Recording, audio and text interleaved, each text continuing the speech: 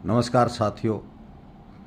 आज समय आ गया है कि पश्चिम बंगाल की राजनीति का सच खुलकर देश के सामने रखा जाए।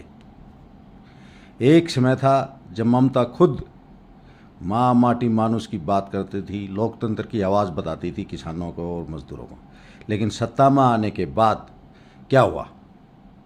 जो नेता लोकतंत्र बचाने की बातें करती थी वही आलोचना करने से डरने लगी, आलोचना से डरने लगी। एक कार्टून साझा करने पर एक प्रोफेसर अभिषेक महापात्रा को गिरफ्तार कर जेल भेज दिया।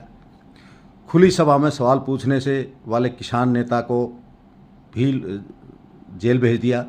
बंगाल में राजनीतिक हिंसा को एक सामान्य रूप दे दिया गया। विपक्षी कार्यकर्ताओं पर हमले, डर का माहौल, सत्ता के संरक्षण में चलने वाली गुंडागर्दी, यह सब जनता ने वर्षों तक झेला देखा है। वंशवाद के खिलाफ भाषण दिए गए, लेकिन अंत में अपने ही भतीजे अभिषेक बनर्जी को पूरी सत्ता टीएमसी की सौंप दी। सबसे बड़ा नुकसान बंगाल की सामाजिक एकता को हुआ। तुष्टीकरण की राजनीति चरम पर होने की वजह से समाज दो हिस्सों में बढ़ गया। विकास पीछे चला गया, उद्योग भाग गए। टाटा और नैनो वाला प्लांट बिल्कुल ताज़ा उदाहरण था जो शुरू में आई थी।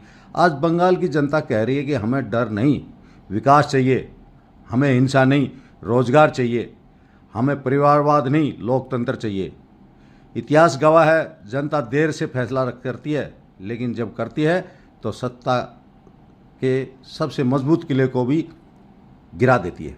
अब बंगाल जाग चुका है और कुल मिला के ममता बनर्जी एक हिटलरशाही हो हल्ला चिल्ला के सत्ता में आई। उसको विकास और उसके क्या बंगाल के लिए कोई दिमाग में खाका तैयार नहीं था, न उसने जो सामाजिक और आर्थिक प्रॉब्लम थी उसकी कोई समझ थी नहीं। और आखिर में यही हुआ, बंगाल में थोड़ा देर से जनता जागती है और जगी, उठी और एक फैसला सुना दिया।